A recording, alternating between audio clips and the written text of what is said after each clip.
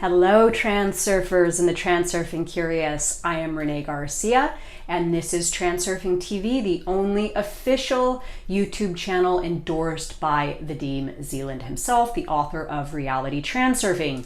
Please subscribe now if you have not yet done so. We appreciate your subscription. And please join us on the International Transurfing Institute Facebook group community if you have not yet done so. We are an active, thriving group of transurfers, and we love more transurfing company. So please join us. The link is below. Just to let you all know, my courses starting the 15th are totally full, but if you would like to reach out to me for private one-on-one, I am now available. If you feel so inclined, you can reach me at renee@transurfing.us. So today, by request, this is a big one for me. This is a talk on insomnia and sleep issues. And the first thing that I want to state is that I did not want to title this video How to Cure Insomnia, because to truly cure insomnia, you must drop wanting to cure it. And I know this sounds like, wow, well, I want to cure it, but the answer really is in accepting it. And the reason that I feel I can talk so deeply on this subject is I have suffered from insomnia issues my entire life. And if you have not watched the video yet of my story, me talking about what happened to me that led me to transurfing, I actually took a medication because of an illness, and it plunged me into over 30 days straight of not sleeping, and I eventually had to be hospitalized because it was so bad. After that, they gave me medication to knock me out, tranquilizers, all kinds of stuff, but my mind was still really messed up. I was diagnosed with extreme PTSD, and I continued to suffer for probably about 3 years after experience. However, it did taper off slowly. So right after the experience, I was suffering 7 days a week still. And then it would go down to maybe I would get a couple nights a week of good sleep. And slowly over time, my sleep quality improved. And the last couple years have been very, very good, except for if something major happens, I will get triggered a little with PTSD and that insomnia will kick back in. It happened to me last year right about this time when I had someone in my life commit suicide, and it really threw me off. So this last year, I dealt with it in an entirely new way that I had not dealt with it in the past. And this is going to be some of my recommendations for any of you that are suffering from insomnia. So first, I would like to state that, again, my entire adult life, I've had issues with insomnia.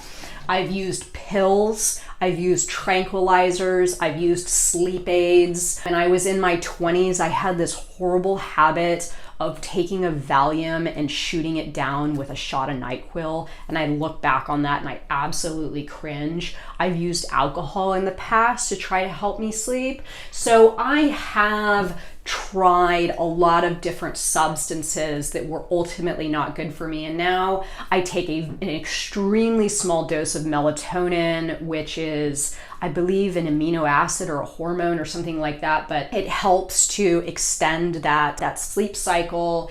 And chamomile, valerian at times, and magnesium, which is actually amazing to relax the body. But I do not take any pharmaceuticals any longer on a regular basis.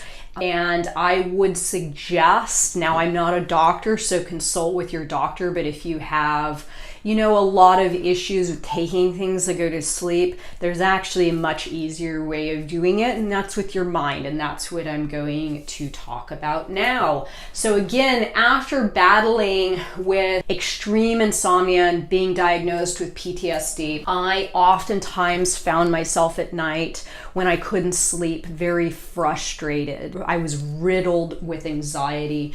I would cry. I would feel scared that I was going to go back to that place where I didn't sleep for that extended period of time. I would clock watch. Now, clock watch is you constantly checking in to see what time it is. And really, for me to completely drop insomnia, I had to forget about the clock and stop clock watching. So this is a huge, huge key. So what finally worked for me collectively? Well, first, I set up a practice of sleep hygiene in my life that I adhere to every single day, even if I am not stressed, having any PTSD issues, or having any sleep issues. So sleep hygiene, no bedroom outside of sleep or sex. So my bedroom is only for sleep or sex. It's for nothing else. I never lay in my bed and read. I don't lay in my bed and watch TV. I don't do anything in the bedroom outside of sleep or sex. I do not, and I don't take naps. That's another thing, is stop taking naps. No caffeine after 10 a.m. at all. Bedroom is kept cool and dark. And again, chamomile, valerian, and magnesium in the evening. It'll help calm me down if I am a little bit stressed. So now comes for the RT concepts. First of all, pay attention to that excess potential that you are building about sleeping. I know for me, in times that I would get stressed, I would start building excess potential immediately and think, oh, I'm not going to sleep tonight. And what if I don't go to sleep tonight? And oh, it's important that I sleep because tomorrow I've got a big day. And really, this is building excess potential. And again, that's inviting and balancing forces. You put up a bunch of excess potential that you're not going to sleep, or the importance of sleeping, and sure enough, your reality is going to serve you up lots of opportunities for you to get no sleep. So what I did is I learned to completely drop importance on sleeping. Now, this does not mean that I did not want to sleep. I just dropped importance on it. Again, I stopped watching the clock and I stopped caring if I fell asleep or not. And in this stopping caring if I fall asleep or not, this lowers everything. This lowers, again, excess potential. It lowers anxiety levels. It lowers fear. It lowers all that weird resonating fear stuff that would keep me from not falling asleep. So just saying, hey, you know what, world? If sleep's not in the cards for me tonight, then I am absolutely okay with that. I learned to see the advantage in not going to sleep. So first, what I did is I set up an environment where, and I will give you the formula in a minute, I set up an environment where if I could not sleep, I would make myself get out of bed and I would do something productive. Now, this did two things. One, it broke up that frequency. So instead of just laying in bed and worrying about not sleeping, I would get up out of bed and I would go and do something productive, and I would break up that thought energy. I would break up that frequency. Two, I would look at it as a chore almost that I would have to get up out of bed. So oddly enough, I would stay asleep because I didn't want to have to get up and go and do something. Now, I don't know if this will work for other people, but this has really been magic for me. So I'll set something up for me to do if I can't sleep, and I stay asleep because I don't want to get up and do it. So it actually helps for me to know that there is something outside of the bedroom waiting for me if I don't in fact fall asleep.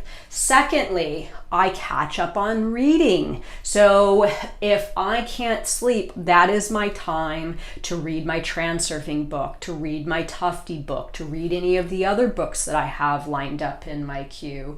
I also view it as a moment to be able to meditate. So I was at a trade trade show a couple years ago and I had this realization. I was all messed up from jet lag. I was in my room and I was so concerned that I would not get a good night's sleep and that would cause my performance to suffer the next day at the trade show. And what I realized is, okay, you can't sleep, but what is the second best thing you can do right now? So I simply laid in bed and meditated all night. Now, I believe I probably did drift in and out of sleep, but I set my intention to meditate rather than sleep. And that's what I would suggest, is if you can't sleep, set an intention to meditate instead, or again, get out of bed and do something productive. So again, set up comfort outside of the room for you to do something else. The only thing that you should not have set up outside of your room is an environment for more sleep. So don't go out on your couch and then try to sleep there. Either read, meditate, or be productive. So this is the little formula that I follow. If I am not asleep within 20 minutes, or if I wake up in the middle of the night and I'm awake longer than 20 minutes, then I get out of bed and I go and I either meditate for 20 minutes, or I do something productive for 20 minutes, or I read for 20 minutes. Now, after that 20 minutes, I go back into the room, and oftentimes that's all it takes is one round of that. Now, if I go back into the room and I can't fall asleep, I get up and I do it again. When I very first started this practice, this is gonna sound nuts, but I really did go back and forth all night. But what that trained me, how that trained my brain, is that I was not going to just lay in bed and worry about not sleeping. That I broke that up by breaking up the energy, taking action, changing my frequency. And sure enough, it really, really worked for me. Repeat this. So again, if you go back to the room and you don't go back to sleep, go back and just get into a cycle of doing that. I promise you, your body will eventually shut down your mind and you will go to sleep. No phone, no computer, no TV, analog only. Writing in a journal, meditating, reading a book. Don't read a Kindle, it has to be a book. Start viewing not sleeping as an opportunity. This is huge, and I know this sounds so simple, but this is huge. Once you start to view not sleeping or insomnia in a totally different manner, then you've lessened that excess potential about not going to sleep, and you're more relaxed and you go to sleep. Another thing that I've done, and this has worked amazingly well at times of extreme stress, is I will light a candle and I will have it next to another place where I can lay down. So not my bedroom, but another place I can lay down, a guest bed or the couch. I will light a candle and I will watch the flame and I will think about reality transurfing concepts. This is pure magic. This makes me feel as though I'm using my time to truly resonate at another frequency. And in the morning, if I don't sleep, in the morning I feel really, really good because I have gone deep into thinking, contemplating, being mesmerized by the transurfing concepts. And if I'm not going to have a healthy night's sleep, I'm going to have a healthy day the next day. So something you need to accomplish. This goes a little bit deeper for me, and I read this in, I think it was a Deepak Chopra book on insomnia. He said in there that if you're not sleeping, it's your body, it's your mind being awake because there's something that you need to be doing. And I don't mean you need to be doing in a small context like a task or reading a book. There is a major imbalance or something that needs to happen energetically. And when you start to tackle that thing, sleep will come much easier. So doing this transurfing instruction for me, connecting with my higher self in a big way, this has eased me because I don't feel this anxiety or this energy that something's not right in my life, getting myself right with my life, with my trajectory, with my path, connecting to that higher track, connecting to that higher version of myself, I feel ready for bed now at the end of the night, and I sleep like a baby. And if I wake up in the middle of the night, things have been stressful. My sister was just diagnosed with cancer. Family's kind of in tumult. So if I wake up in the middle of the night, you know what? No big thing. It's time for me to meditate now. It's time for me to do my meditation of connecting with my higher self. And it's okay. It doesn't have any negative emotional charge for me anymore. And that's awesome, because then balancing forces aren't going to come in and keep me awake. So again, stop resonating with frustration and anxiety, viewing insomnia as a negative, and flow instead. Be okay with it. Flow into the insomnia, see the advantage in it, get some reading done, have something you can do that's productive, and start switching your mindset over to this sucks to this is actually okay and I can deal with this. And again, the magnesium and the chamomile, I know these sound like kind of,